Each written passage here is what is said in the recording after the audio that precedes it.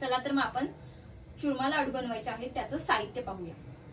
First आपण जायफळ घेतलंय आणि 3 ते 4 वेलची आहेत, खसखस आहे, त्यानंतर गूळ आहे, बारीक रवा आणि कणिक आहे आणि त्यानंतर मी गोवर्धनचं हे घी घेतलंय। चला तर मग आपण कणिक मळून घेऊया। त्यासाठी थोडं आपल्याला 2 ते 3 चमच घी लागणार आहे, तो आपण छोट्या वाटीमध्ये गरम करून घेऊया।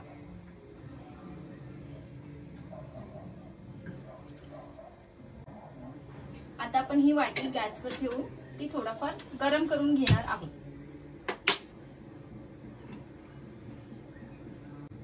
आपलं घी गरम झालेलं आहे, तर मी आता गॅस बंद करून घेते आणि एका छोट्या ताटामध्ये मी आपली कणिक आहे ती ओतत आहे आणि त्यामध्ये थोडासा असा खड्डा करून घेते आणि त्यामध्ये हा जे आपण गरम केलेलं घी आहे ते आपण त्यावरती ओतत आहे।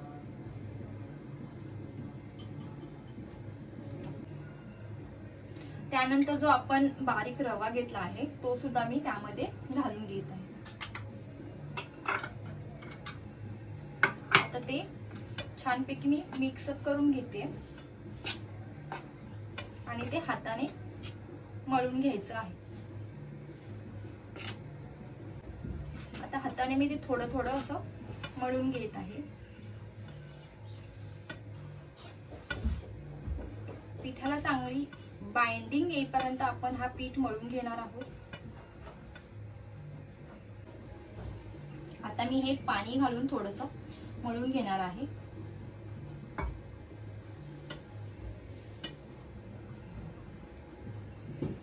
अति पण पाणी घालायचं नाहीये, जोपर्यंत पिठाला बाइंडिंग येत नाही तोपर्यंतच आपल्याला मळायचं।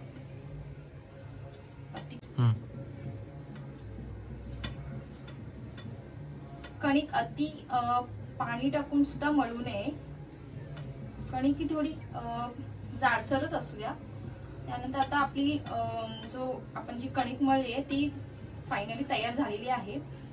आपल्याला जी फायनल तयार झाली की नाही पाहण्यासाठी आपल्याला असे थोडे छोटेसे गोळे करून बघायचे की आपलं पीठ तयार झालेलं आहे की नाही, आणि हे फायनली झालेलं आहे। आपली कणिक मळून झालेली आहे। आता मी अशा प्रकारचे मुठिया करून घेतले आणि ते आपण फ्राय करून घेणार आहोत।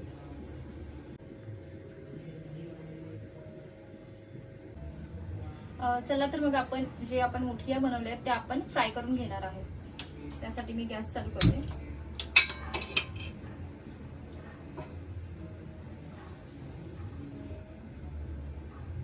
चला तर मी तर तेल गरम करायला ओतत आहे। आपलं तेल गरम झालेलं आहे, तर आता आपण ह्या ज्या मुठिया बनवल्या त्या आपण तेलामध्ये फ्राय करून घेणार आहोत।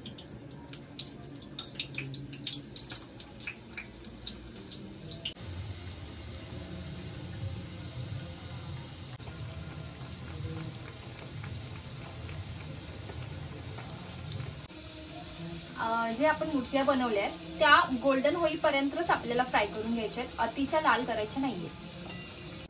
आपल्या मुठिया छान गोल्डन कलर आलेला आहे आणि त्या आपण आता काढून घेऊन थंड करून घेणार आहोत।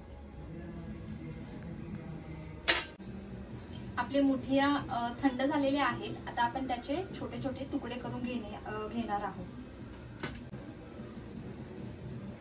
आपले जे मुठिया आहेत ते थंड झालेले आहेत, त्याचे आपण अशा प्रकारचे तुकडे करून घेणार आहोत आणि जेणेकरून आपल्या मिक्सर मध्ये ते लवकरात लवकर बारीक होतील।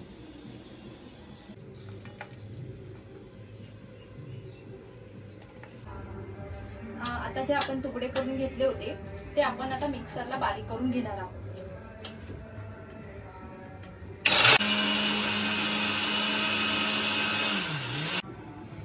जे आपले तुकडे होते ते आपण आता मिक्सरला बारीक करून घेतले आहेत। आपण अशा प्रकारे बारीक करून घेतलेलं आहे। जी आपण फाईन पावडर करून घेतलेली आहे ती आपण एका बाउल मध्ये काढून घेणार आहोत।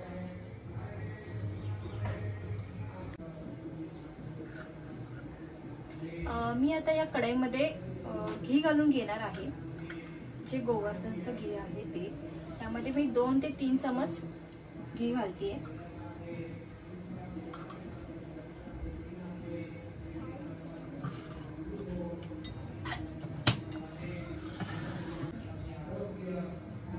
त्यानंतर घी गरम झालंय. आता मी त्यामध्ये जो आपण गूळ घेतला होता बारीक करून तो त्यामध्ये घालून घेणार आहे.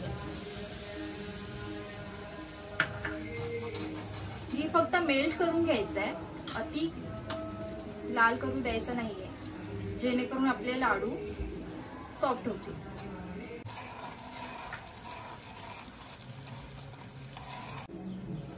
आपला गूळ वितळून झालेला आहे. तो आता आपण फाईन पावडर केली आहे त्यावरती आपण ओतून घेणार आहोत. आपण आता गूळ बारीक केलेला गूळ आहे ते आपण आता यावरती घालून घेणार आहोत.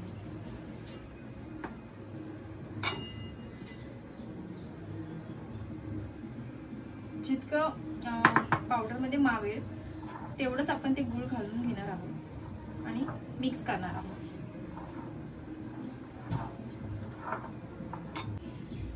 आता आपण जे गूळ घालून केलेलं मिश्रण छानसं मिक्स झालेलं आहे गूळ. आता त्यामध्ये आपण स्वादासाठी वेलची आणि जायफळ हे घालून घेणार आहोत. त्यासाठी मी वेलची बारीक करून घेत आहे.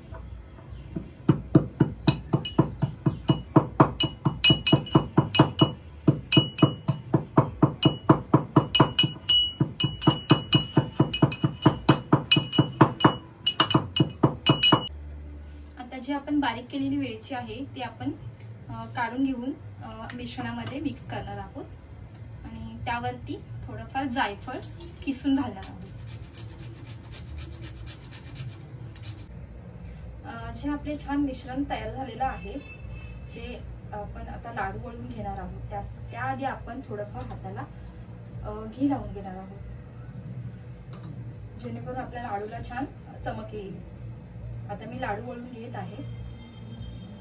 जसे तुम्हाला पाहिजे त्या आकारात तुम्ही लाडू वळून घेऊ शकता.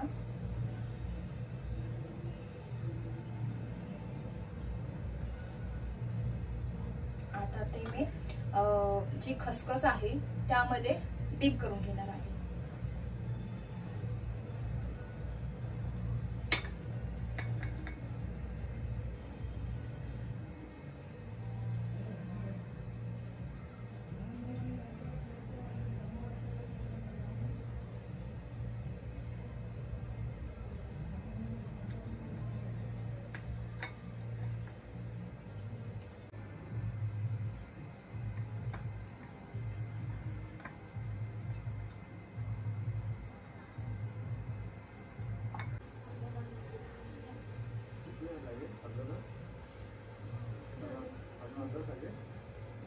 आपले छान असे लाडू तयार झालेले आहेत. सुगंधही खूप छान येतोय आणि तुम्ही सुद्धा घरी करून पहा, तुम्हालाही आवडतील. आणि रेसिपी आवडली असेल तर लाईक, शेअर आणि सबस्क्राईब करायला विसरू नका.